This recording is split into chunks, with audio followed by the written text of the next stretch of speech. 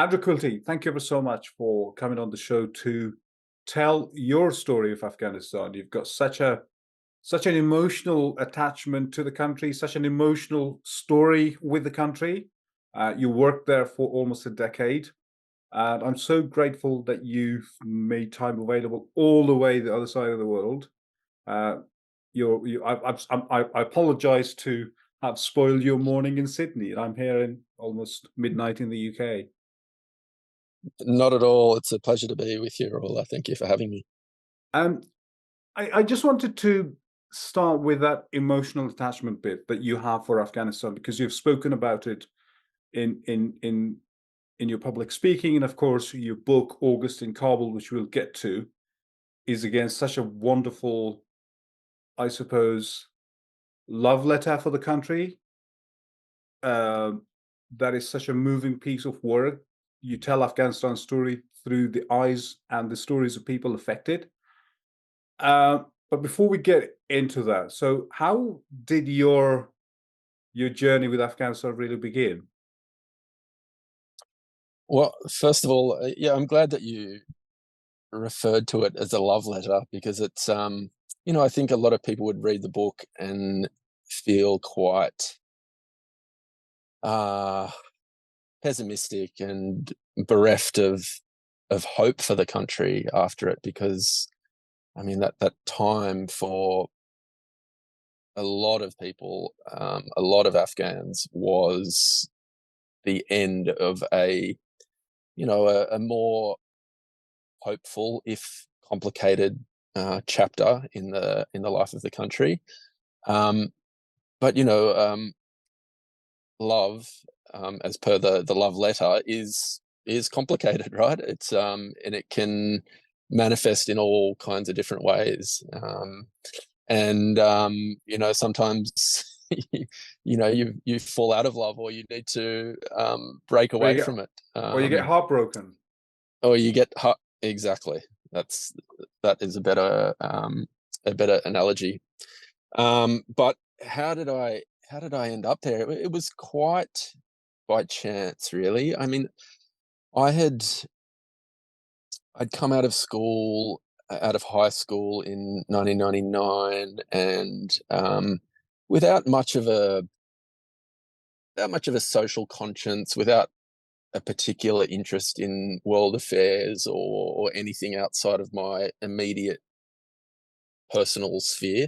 Mhm. Um, and it wasn't until through photography and through the particular type of photography, that being documentary photography, that I fell into, that I started to aspire to be more like the people that I was spending my time with, who were documentary photographers focused on social, cultural, environmental, political subjects and themes. And so it took a while for me or for Afghanistan to really become present in my mind, in my thinking, in my consciousness. And it took for a friend of mine, a journalist, in 2013 to um, ask me if I knew any photographers working in Afghanistan, with whom she could work, because she wanted to go there to tell the story of the then fledgling Afghan cricket side, Mm. which was preparing for its first ever World Cup to be held in Australia the following year in 2014. And without thinking too much about it, I just said, "Oh, I'll come with you." And so that was it. We booked our tickets. We booked return tickets for, I think, 2 weeks Mhm. after we arrived. And as you might remember, or as I'm sure you um, would be aware, bureaucracy in Afghanistan, Yeah. as in most places, works slowly, and it took us a while to sort of find our feet and to get the permissions required and the access we wanted to do the story. Me as a photographer, and so we ended up staying beyond that first 2 weeks, and then we, stayed for a month, and by which time we needed to extend our visas, which we did for another 2 months, the maximum amount of time we could. And by the end of 3 months, I'd fallen in love with the place, and so I left because I had to, according to my visa, and I gathered up my things back home and prepared to return to Afghanistan to live there kind of indefinitely. I had no intention of staying there for years, let alone nearly 10 years that I ended up staying. I thought, "Oh, I'll probably stay there 6 months, maybe a year. We'll see how it goes." And sure enough, that love that developed in the first 3 months only grew stronger, and as each 6 months came and went, and I would have to decide whether or not I wanted to go through the rigmarole of applying for another visa. Sure enough, I would, and the visa process was so arduous and expensive that I would think, well, I have to make the most of it. I've got to stay out my 6 months on this visa, and in which time you become more ingrained and more knowledgeable about the country and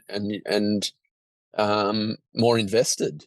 And so yeah. Now there's this thing about Kabul. They call it Kabul John, Mhm. which I had not really appreciated until the first time I went to Afghanistan after leaving as a child was in 2018. So when I went to Kabul, um, as soon as the the the, the plane door opens, there's just this whiff of smog tasting air hits you in the face, and it's just so different and so unique. And there's something in that air. And then when I stayed there for 2 weeks, and after that, it became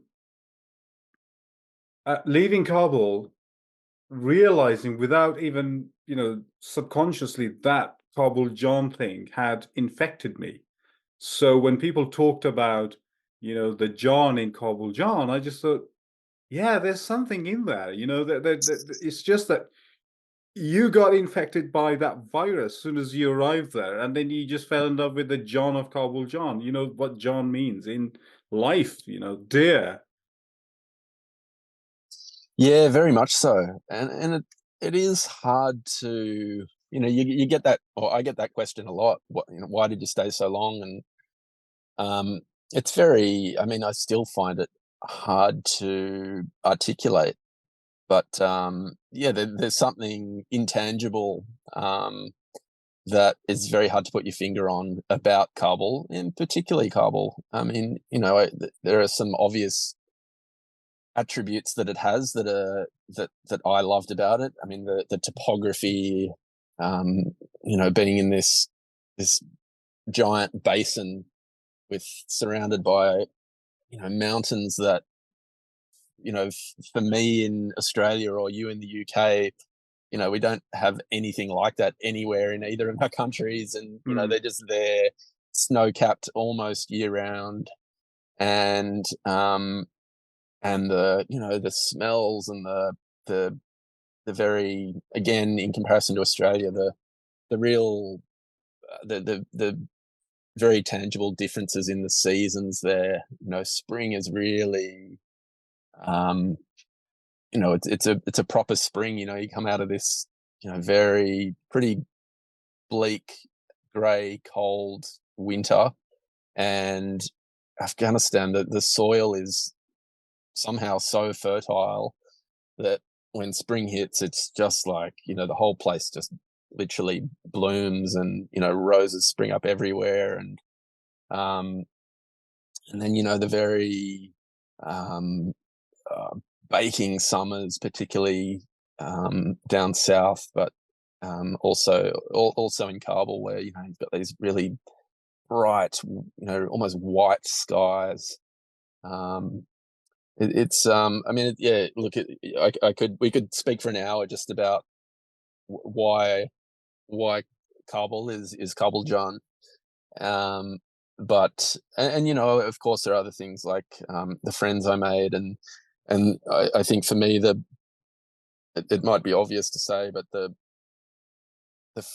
friendships you make in a place where life is more intense, or where there is where the barrier from between life and death is certainly closer than it is to anything I've been used to in Australia. um, Makes the bonds between the friends you make stronger and tighter and more important. And then, of course, there's all the other things, the food and I mean, for me, the beautiful light, um, which I really charged me as a Mm, photographer, and then more than anything for me as a photographer and a storyteller, the stories that um, the people who I photographed had to tell, that could not be told within the bounds of a photograph. yeah. Um, which again, I'd never really experienced that before, where just about everyone, I mean yourself included, had these incredible life stories, the likes of which we very few people can even fathom in a place like Sydney, where I'm from. Now, getting back to the present, it's 2.5 years past since those horrible, horrible days in August, 2021. So what has been what is your assessment now, and how are you feeling about the whole thing now?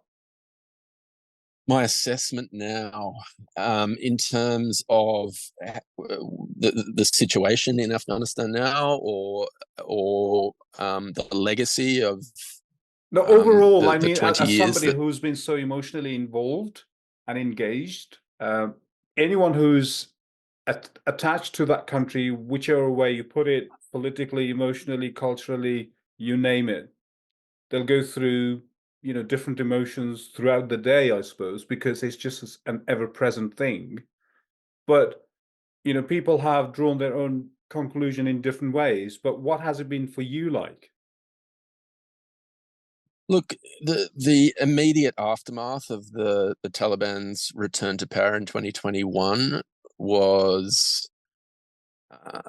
very um, I mean, it was quite visceral for me. Mm, I think, whereas for the first for the vast majority of the time I spent in Afghanistan, the war to an extent had happened on the periphery of my experience there. It for the most part it was happening out in the provinces. I could go and sort of dip my toe into it and get a feel for it and speak to people who were experiencing it on a much more regular basis, and um, and try to evoke that in the stories and photographs I took.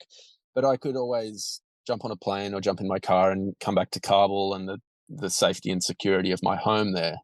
Now, yeah, there was obviously times when the war did come to Kabul, but it wasn't in a way that it it didn't. I didn't have the sense of being part of or threatened existentially. mhm. I mean, or I didn't have the sense that I was in a city where the people's existence was threatened. That changed in the middle of 2021, when for the first time in my time there, Kabul came under serious threat, and the people that were being affected were all of a sudden my friends and colleagues, and my landlord, and the people I worked with, and the people that worked at my house, and even to a lesser extent, myself, I suppose. So it Mhm. all of a sudden it felt a lot more personal, and I started to. I mean, it made me realize how all the people whose stories I'd tried to tell over the years had felt when they had been living on or close to or either side of front lines for so many years. If they hadn't been forced to leave already, Mm. um, and I think in one sense that was a failure of empathy on my part, that I hadn't that it had been that easy for me to detach from the experiences of people who were experiencing war on a more regular basis.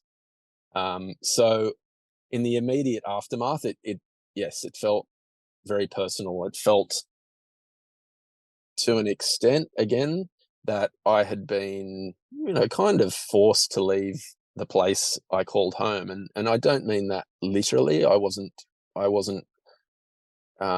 forced out of the country by the Taliban. I didn't flee because I feared for my uh, personal safety, or my political beliefs or my ethnicity. None of those things applied to me in the way that they did to Afghans. But in another sense, my community had just disbanded there and dispersed to all corners of the globe overnight.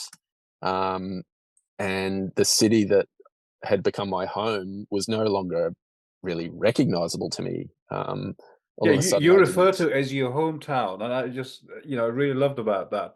That on the 12th of August, I remember because the whole thing was happening so quick and everybody was just so out of breath, and from afar it looked a bit, surreal in a sense. And I went away, and we as a family went away for to Wales, one of those valleys where you'd have no mobile signals. So I think we went there early afternoon, and by the time at about late afternoon, when we got out of that valley, as soon as I got the signal, I checked. Three provinces had fallen. 12th of August. Probably, maybe including Ghazni. Yeah, Ghazni, I think, fell later than that. Mazar-e Sharif had fallen. Herat had fallen before that, and then you had Faryab and then Shibirgan and all that. Mm, Because it was so unreal in a sense that you thought before leaving for the valley, and I had that sense that okay, now Afghanistan's war has become an inter-Afghan war now because it's the Dostum and Athar and all others mm, time now, and they've got a base in northern Afghanistan. It's just going to be a repeat of. There was a lot of hope. mhm, The people who didn't want the Taliban to return had pinned a lot of hope on these men whom they thought, okay, mhm, now it's their provinces, their homes, they're going to defend it. The war is going to become like the 90s, and there's going to be some sort of inter-Afghan stalemate. But no, and it mm, was so shocking. Reading your book, you're in France. Even the wedding of your friends were so impacted by what's going on, and you couldn't. And everybody was somehow attached to Afghanistan, and then the entire wedding party and the gathering was overwhelmed in a sense by the whole thing going on around. You were checking your phone, and you can see cities are falling and provinces are falling, and then you make that decision to go to Afghanistan just 2 days before the whole thing falls apart, and you go in detail about what happened that day. So just give us a snippet of how that day just felt. You were there in your hometown, as you say, I suppose jet lagged. You get on your motorbike to check out what's going on. So yeah, fill us in that. How are you going through things? yeah, and bear in mind, although now in hindsight we know what happened the following day on August 15th, but at the time there wasn't, although it was very, there was a real sense of panic in Kabul and tension, and there wasn't, we didn't know that the Taliban would be in the city the next day, not by any means, and so Yeah, I mean, I arrived, I think, on the regular flight out of Dubai at 2:30 that afternoon, I think, and yeah, I was I was very nervous flying in. I always got quite nervous flying back into Afghanistan after some time away. I think from afar it often was made to feel through the media as though um, Afghanistan was about to collapse imminently, for the entire time I was there. It always seemed extremely violent, and there was very rare that there was any good news coming out. So I was often nervous going back, but I would usually be disabused of that feeling pretty quickly, and I'd jump in a taxi, and by the time I'd reached home, I'd feel right at home again, and Mm. and feel be happy to be back. Um, this time, in fact, the drive from the airport to home, it wasn't as I had expected, that it was going to be quite chaotic, that there was going to be a lot of traffic, that that I'd see a lot of um, displaced people from other provinces that had come to Kabul, that I'd been hearing a lot about. But my taxi driver took a route that sort of went around where all that was occurring, so we didn't get caught up in it. So I kind of arrived home with a bit of a false sense of security, and I got home, and my friends were there, and my pet dog was there, and but having said that, there was definitely a tension at home. As soon as I arrived home, one of my housemates, I could see clearly, was packing her bags, and she'd been told to leave by her organisation, and she was so very hurriedly, trying to get her things together, and it became quite emotional. She didn't want to leave, but was doing so because she'd been told to, and I think she had a sense that we weren't going to see each other again, before something, very momentous happened in Afghanistan. And so, yeah, as you mentioned, as I always did, once I arrived back in Kabul, I would jump on my motorcycle and just go for a ride without any particular purpose, just to reacquaint myself with the city, and breathe the air in, and Breathe in maybe the take a few smog. photographs. Breathe in the smog. Breathe in the smog, yeah, reacclimatize my lungs. Yeah. And so I did that, and I drove into the center of Shara now, which is sort of one of the main commercial areas in a fairly affluent part of the city, for those who don't know, Yeah. and to this park, Shara Park, and which is usually filled with mostly men, sort of wandering around, chatting with one another, playing volleyball, smoking hash, having picnics and things. And but this time the park was filled with tents, and Mm. with families, who were I guess living in the tents, or trying to make these little shelters out of scarves and tarpaulins and things, um, and there were aid organizations pulling up and handing out food and blankets and things, and so this was something I hadn't seen in Kabul before, and that really brought home how serious the situation was. These were people who had come in from the provinces, mostly up north, I think, at the time, ahead of the fighting, ahead of the Taliban advance. And that night, I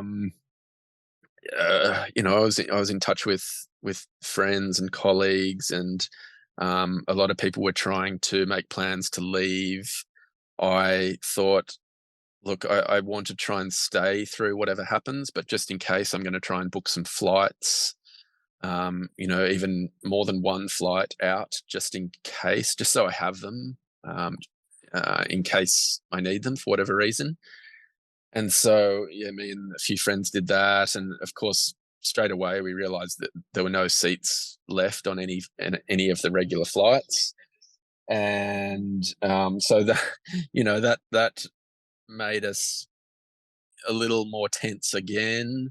I started meeting up with some friends. A few friends came over to my house, and everyone was talking about what they were doing and what their plans were, whether they wanted to stay or to go.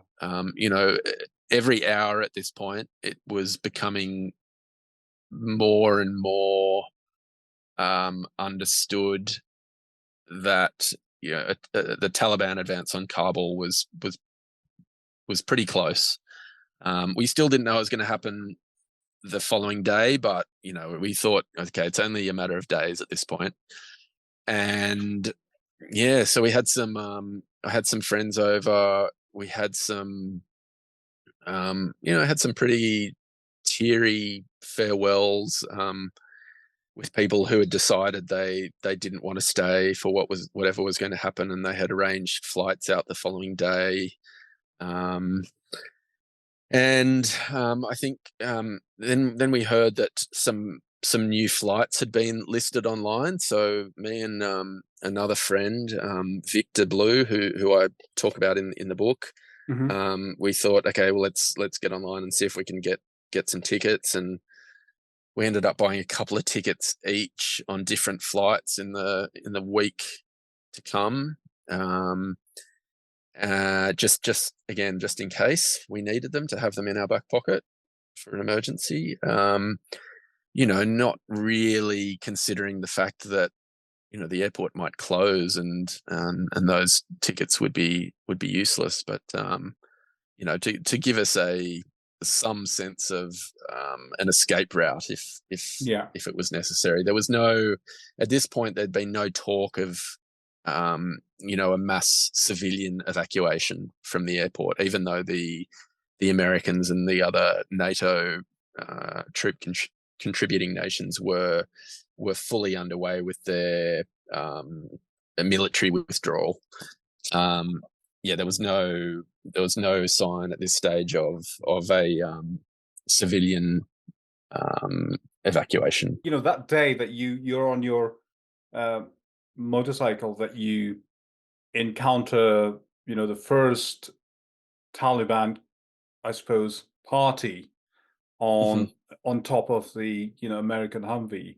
That day, I was very reliant on my motorcycle, and it was a good way of navigating the city on any day. Like it is in any big bustling city around anywhere in the world. But on August 15th, as soon as panic started to set in and the security forces started to shed their uniforms and to abandon their vehicles, as soon as it became clear that the government and its security forces were crumbling, and everyone went into either panic mode or into a mode that some of them had experienced before. A lot of the majority of people went home and bought their families clothes and just bunkered down and preparing for whatever was to come, whether it was going to be a fight for the city, or where as it turned out, they would wake up the following morning with the Taliban in control. And so that day for me, I spent it entirely with my friend Victor Blue, who is also a photographer, an American photographer. And we went out on a couple of occasions on the motorcycle to, again, just sort of take the pulse of the city and see what was going on. Anytime we weren't out in the city, we were glued to our phones and checking social media to looking for updates and speaking to friends in different parts of the city, asking, what they were seeing and hearing, and trying to speak to government officials and even Taliban officials. What are your plans? Just trying to keep abreast of what was happening, because by late morning it became clear that the last cities around Kabul had fallen to the Taliban. Wardak and I think maybe Logar had fallen the day before, but and Jalalabad had fallen in the early hours of that morning, and so there was basically no territory left between Kabul and the surrounding provinces, and so it was obvious that the Taliban they were going to be poised as close to Kabul as they could get, either to the point where they couldn't move forward immediately because of the government security forces, which were slowly deteriorating, or I should say rapidly deteriorating, or because they had orders not to enter Kabul. And so Victor and I went out that morning, and we saw people queuing up outside banks. There was a lot of panic there. We watched the helicopters flying in and out constantly from the US Embassy to the airport, ferrying diplomats and embassy workers to the airport. And smoke rising from the embassy. Yeah, we saw some smoke rising from the embassy. I don't think we knew what that was at the time, but it turned out that, well, we since heard that there was documents and passports and computers and everything, flags and photographs were being burnt not only in incinerators, but makeshift incinerators and fires all around the embassy. So that's very likely what the smoke that we were seeing. But it became very clear that all was not well, and we started hearing a bit of gunfire, and that was certainly, gunfire. The sound of gunfire was not uncommon in Kabul, and usually, if it was in the distance, no one would even blink. But on this day, I think everyone was in such a heightened sense of stress that as soon as those gunshots rang out around 10:30 or 11 a.m., everyone just ran. I don't think anyone knew where they were running to or what they were running from, but with all the talk of the Taliban on the edge of the city, and even some rumors that they were inside the city, a bit of gunfire, which, as it turned out, had come from security guards who were trying to control crowds outside a bank. That was the last straw. That marked the end of the resolve of a lot of people in Kabul, and I think that triggered the final dissolution of the armed forces. Not all the armed forces, but certainly the police and the military inside the city. In the middle of the city. And it was at that point that Victor and I thought, okay, we were feeling very vulnerable. There was a lot of anger on the streets. We could see people were looking at us as foreigners in a way that we had not felt or seen at any point up until then. In all my 10 years there, I'd always felt very welcome there for the most part, in Kabul. But today people were staring at us in a way that did not make us feel welcome at all. And so we thought, okay, we need to sort of go home, reassess, bunker down, come up with a plan, try and find out what's going on. And we did that for a couple of hours. And then at one point we stuck our heads outside the door of our house, and the city had just gone quiet. And up until that point, it had been very, there'd been a lot of gunfire in the air. There had been a lot of screeching tires and car horns, and very busy, frantic atmosphere. And then all of a sudden it was just deathly quiet, and I stuck my head outside the door, and there wasn't a single car on the road, and we just didn't know what to think. It was very eerie, very eerie. But we thought, okay, let's get on the motorcycle. At least we'll be mobile. We can move quickly. If we need to get away from anything, we can do it, as quickly on a motorcycle as any way. And we'll be less vulnerable as foreigners on being maneuverable on a motorcycle. And so we did, and we drove around, and it was kind of, it was about as busy as Kabul on a very quiet Friday. Like a Friday in the middle of winter where there's not many people on the streets, there's no traffic.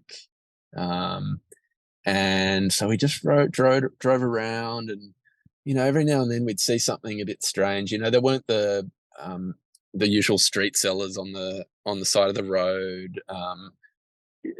Most shops were shut. And then every now and then, we would see something that was not normal. We saw a man walking along the street with a scarf wrapped around his face, carrying a pistol, just walking down the street. And that is not normal. I think maybe it's what a lot of people. Normal. Even in Kabul, no. And then we saw a guy on the side of the road, beside an overturned motorcycle, who looked to be dead. And that is not normal in Kabul. Road accidents happen and crime happens, but he was just there on his own. There weren't people milling around him. There was a pool of blood beside him, and all these things just started adding up with, it's just it was an atmosphere that was very unfamiliar. And then it was very soon after that we saw a group of people milling around, a couple of men on a motorcycle, and it caught my eye. And then we got closer, and I saw one of them had a Kalashnikov, an AK-47, and looked a little closer, and I was like, those guys look like Taliban. And it's like this, what does a Talib look like? There's the stereotypical Talib, and with the long beard and the long dark hair eyes. and the dark eyes, and maybe a military jacket, and well, that these guys were straight out of, and the sandals or the high top sneakers, and these guys, they fit that stereotype, and they were armed, and they were two on a motorcycle. And it's like, okay, well, you don't see that in Kabul either. You see a lot of armed soldiers, and even ununiformed security guards and things with carrying weapons. But these guys were obviously neither of those. They looked like they were either, And where in Kabul was that? This was in Puli. It was near Kabul University. Okay. Yeah. So it was a center of Kabul, not just in the edges. No. It was on one of the two main streets that runs either side of Kabul University, and so, people were standing around, and they had phones out taking photos, and the atmosphere looked good. People were smiling and laughing, and that was something I hadn't seen that day. And I twigged pretty quickly that they were Talibs, and I thought, okay, this is it. And I, my sort of journalist brain kicked in, and I said to Vic, okay, just follow me. And we approached these two Talibs and the men standing around them, and I approached with a big smile. I didn't try to pretend that I wasn't a foreigner. Sorry, I didn't try to pretend I wasn't a foreigner. I said, like, welcome to Kabul. I tried to make out that, I was Harmless? uh, I was harmless. I was no threat to them. I was, one of, almost on their side, Mm. as a survival mechanism. And I Yeah, think yeah, yeah.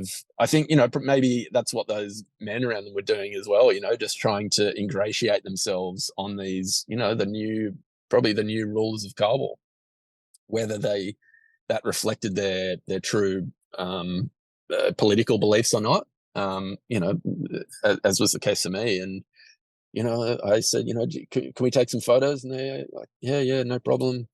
Um, yeah, they barely batted an eyelid at Vic and I, it was quite bizarre. And then, soon enough, they turned the motorcycle on and sped off. And Vic and I had said, oh, well, let's follow them. Let's see where they go. And soon enough, they ran into traffic at, the names escape me, the big bridge, heading out towards Company, a big market area. Anyway, they ran into the traffic at this big intersection, and Is that and near Pul Sokhta? You know, that bridge by near this. Pulisokta, but Yeah. no, the bigger bridge, just the bigger sort of overpass. And the traffic they had stopped at was partly because of these vehicles, including an American Humvee that were Mm. full of Talibs further up. And then, a couple of little Corollas that were full of, like tiny little Toyota Corolla Yeah, with like yeah, yeah, six yeah. Talibs in it, these huge big men, like taking up the whole of Yeah. the interior of these cars with their, Kalashnikovs sticking out the windows, and sort of looking at Vic and I like, what the hell are you guys doing here? And we're looking at them going, what the hell are you guys doing here? And then, yeah, there was this mini convoy with a Humvee, piled high with Talibs and others who had just climbed aboard to be part of this sort of welcome ceremony in a way. And again, it was very hard for me as an outsider to understand exactly what was going through people's minds, because to the untrained eye, it looked as though, it looked as I imagine it would have looked when the Northern Alliance with American Mm-hmm. forces came to Kabul in 2001, with everyone celebrating their arrival and thank God we've been liberated. That was the atmosphere. And again, I don't know whether it was, people were just doing it to Protect themselves, I suppose. to protect themselves, or sure enough, I'm sure some of them probably were glad to see the Taliban, but I imagine the majority of them were probably just in self-protection mode.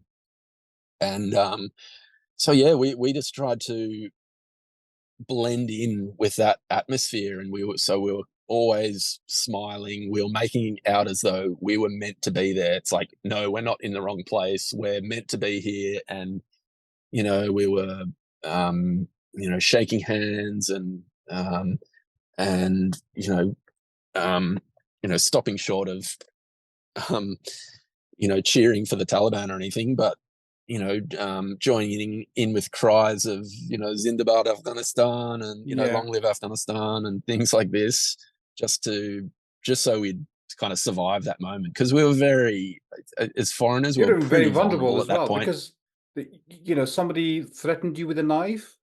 Because I didn't feel through the book that the people were angry at you because of you being a foreigner. I think it was just that the sense of the people being angry of being betrayed by the foreigners. Yes. Is that a true Yeah, I think understanding? so. I think so. Yes, and that was only the case for a short period. I think, certainly on that day, and for at times during the 2 weeks after, where people were just watching these flights, these planes full of Americans and soldiers and diplomats flying out one after the other, and anyone who had benefited or thrived in the last 20 years had every reason to feel betrayed and abandoned at that point. And there were very few foreigners around on the streets in those days. certainly on that day, August 15, there were, I don't know, there might have been, very few. And so we were an obvious target for that that that anger. But yeah, we just sort of rolled with the crowd and tried to look as though we were a part of it as much as anyone was. And then as soon as that convoy sped off, we thought, again, and everyone sort of calmed down and everyone sort of stopped, chasing this convoy and cheering, and realized like what had just happened and came back to their senses. All of a sudden we felt very out of place again, and we thought, okay, let's just hurry back to the motorcycle. Don't stop to talk to anyone. Just keep your head down. We went back to the motorcycle another way, like through a back lane. So we felt very vulnerable, and we half expected the bike wouldn't be there when we got back, but it was, and we just sort of got out of there, and we were on the motorbike, just sort of, I don't know, heading back towards home, and Victor and I were just sort of shaking our heads like, can you believe what we just saw? And I mean, in terms of like photographically, the photographs I got then were, unremarkable, but the what they captured was, I mean, it was. Talking of your photos, they're not unremarkable. Mhm. Throughout your, I mean, photographically, they were. yeah. I mean, they were not my great. Yeah, Yeah. throughout your, your time in Afghanistan, you covered different parts of the country. You took so many photos, and going through them, especially the ones taken in the aftermath of, a violent attack. I don't know how you managed to do that, because looking at those photos, they're incredibly haunting. But I just wanted to get the sense from you, being in that, in that moment, how was it like, to be able to witness all of that and then to capture it in the way that you've done, and then looking at it afterwards, what have all those, scenes, and I suppose, I was looking at one of the photos, and you can feel the screams, you can, that kind of, if photos could talk, I mean, they do talk. There's so much in every image that you've captured, and there's a lot of, I suppose, many of them are haunting. And how do you deal with that? Um, it's hard to answer. I mean, you don't. It's not a very conscious process of, processing um, those scenes. But I think, yeah, it's really hard to answer. I mean, in the moment when it's happening, I'm sort of guided by, and maybe even protected by, my vocation as a journalist and as a photographer. I sort of go into that mode where I'm just working off instinct, and the instinct is often to, run towards the center of a point of inflection, rather than away from it. And because, the type of photography I do, photojournalism, I mean, it really requires for you to be in amongst the events as they occur, not, ideally anyway. I think the closer in time and proximity you can be to a dramatic moment as it unfolds, the better. The further you are away from it, again in proximity in time, the less impactful and less dramatic your depiction of that event will be. And so it's that. And how close did you come to, taking one of those photos? You mean, across all my time there? Yeah, yeah. I mean, Uh, the ones taken in the aftermath of, horrible atrocities, they're just so painful, so haunting, and it just mm, peers through you. And I just wanted to mm. get the sense of, what do they do to you? I mean, how close did you come to death trying to capture those moments? Well, it's hard to answer that as well. I mean, uh, in the aftermath of those attacks, um, at the time, it wasn't clear whether that was the end of the attack or there was going to be another Mm, one. So there was certainly a risk in doing it. But did I come close to dying or being injured? No, not really. I was probably as close as I would want to be. I was far enough away not to get injured by the initial blasts, particularly in one of them at Chicken Street, which happened in early 2018. Um, I was about 200 meters away when that happened. And I mean, as a photographer, and this seems very um, a bit inhumane or a bit cold of heart, but as a photographer or a journalist, it's probably the perfect distance to be from a an attack like that if you want to cover it, because I wasn't close enough to be injured, but I was close enough to be very close in order to photograph within minutes of it happening, and before I was almost there before any police were there. It was so yeah, that was sort of the coincidence of a horrible, dramatic, violent, graphic event, and me being there, ready and um, trained enough in photography, and having a good enough sense of the environment and the dynamics of these kinds of violent attacks, that I was able to you know join those two, um, you know bring myself into that event, and survive, I guess. But yeah, I didn't. I mean, yeah, I was never injured. Um, I don't. It's good but luck, really. what have been the emotional costs of those photos? Oh, look, again, that's hard to quantify as well. I certainly. I mean, I I didn't sleep for 2 days after that particular attack, and I was extremely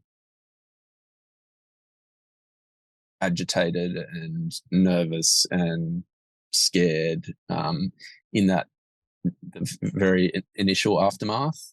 Um, I haven't been diagnosed with post-traumatic stress disorder or anything like that, but I think it's and who knows that there's a lot of evidence that post-traumatic stress can occur, years or even decades after an Mm, event that causes it. But I think it's given me, I'm fortunate to so far to have have gotten through without any really life altering um, psychological side effects. But at the same time, I've definitely it's been yeah, I've had my moments, mm, um, but it's also hard to connect them directly back to those incidents. I think for yeah. me, the most traumatic experience I had in all my time in Afghanistan was watching um, the the final withdrawal, the evacuation, the collapse of the government, and watching my friends leave their country, and the government fall apart, and all this hope that had built up over the years just vanish And of overnight. course, That you was witnessed all the horrible events unfolding at the airport, and mm, in one of yeah, your interviews, you talk about the smell and the feel and the desperation of the people where they had nowhere to mm, go, and it's just mm, so it just brings it home. Um, mm, Now, how did it feel?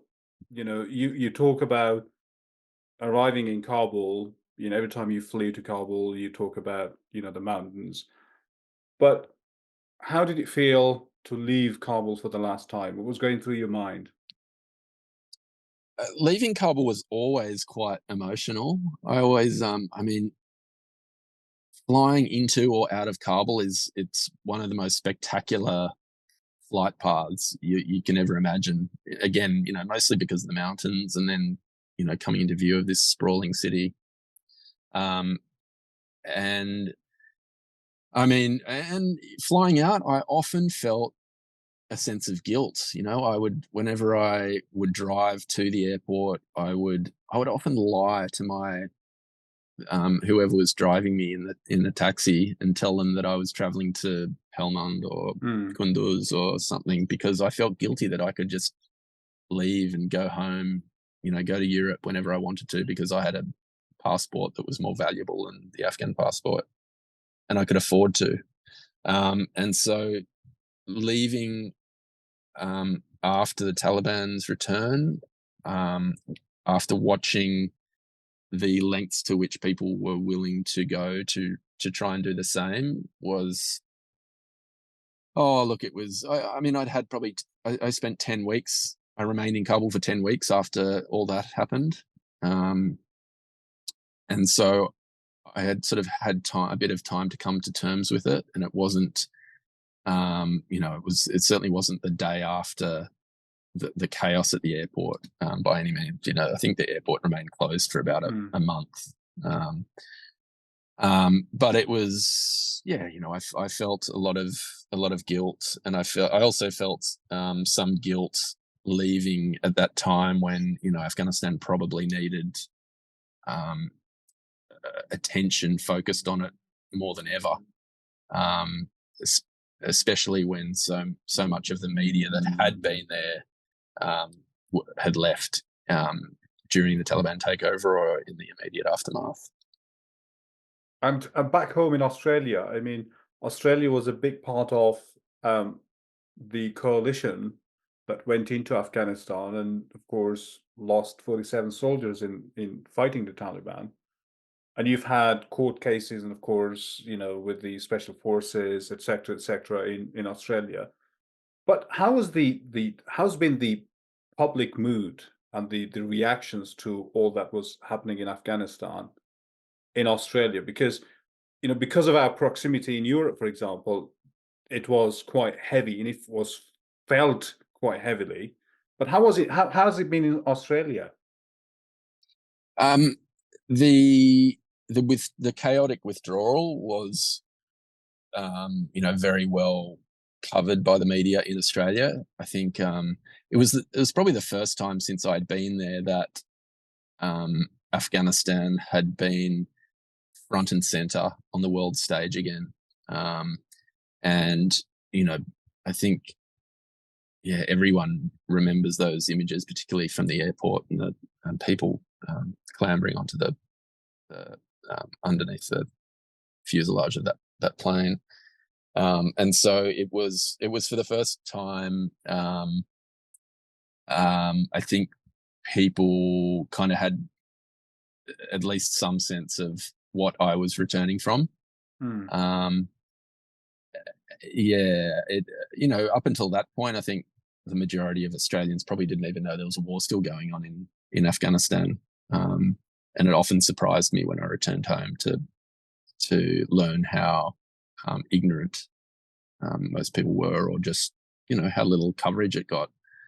Even though we still had soldiers there, and even though the war only increased in ferocity after the Australians left, or the majority of the Australian soldiers left in 2014. We've talked a lot about the horrible stuff that went out there.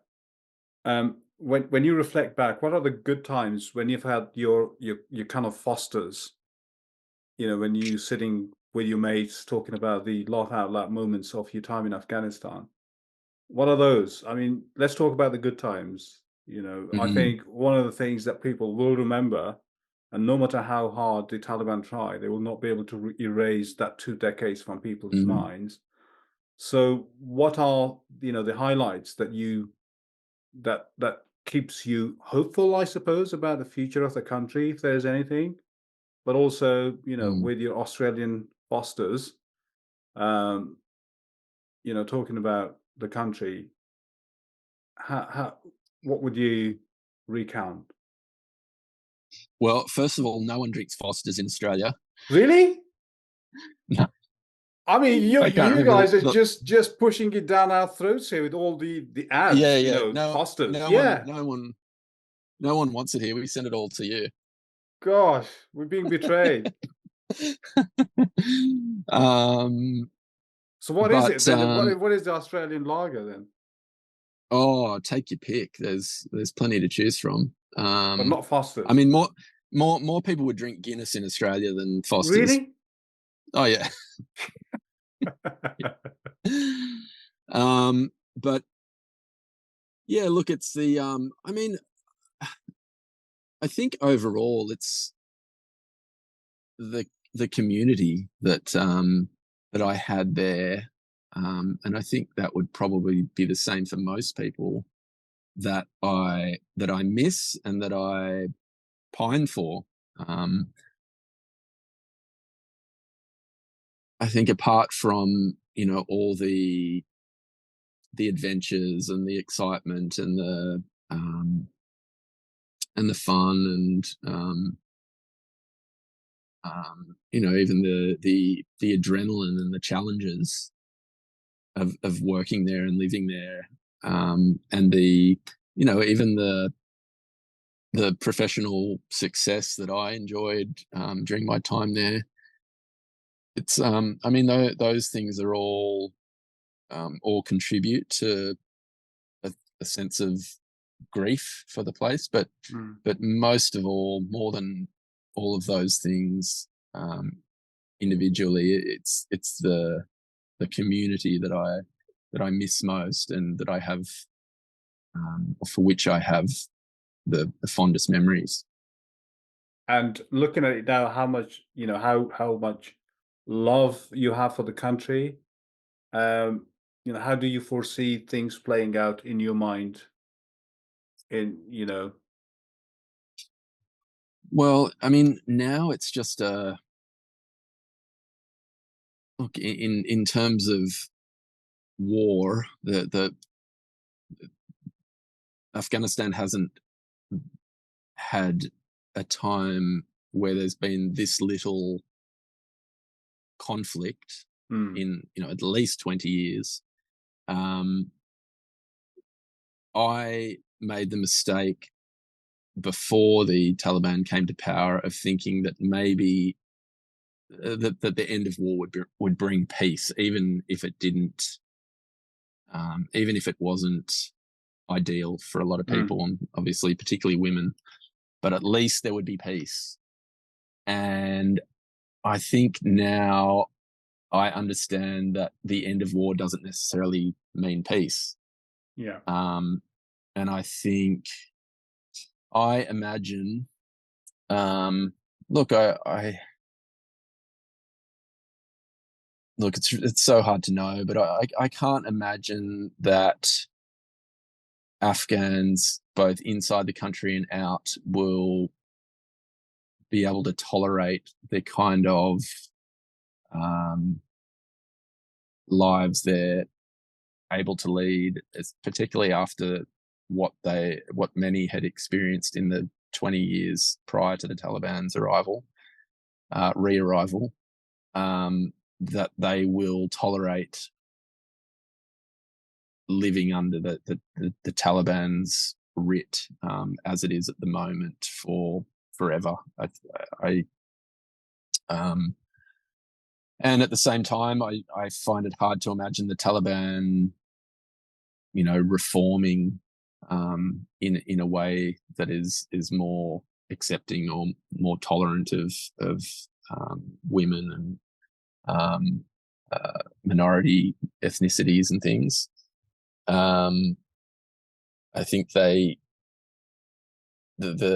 international community wanted to believe that they had reformed a lot because it was going to make their departure a lot easier for them to justify.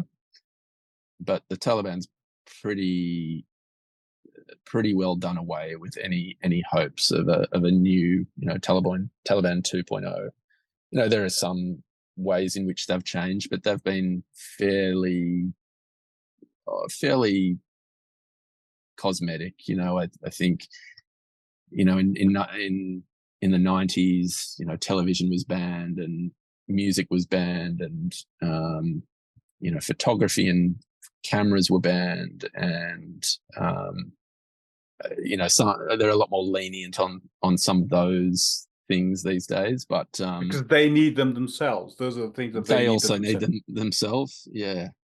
Um, so and the world has advanced, and people have higher expectations of from their lives than they did in the 90s as well. So yeah, it's hard to imagine it remaining as it is now for any great length of time.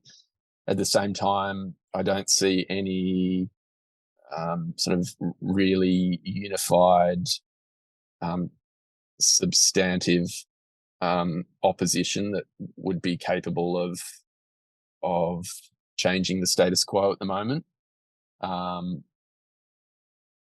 sure some people would disagree with me, but I mean, to be honest, I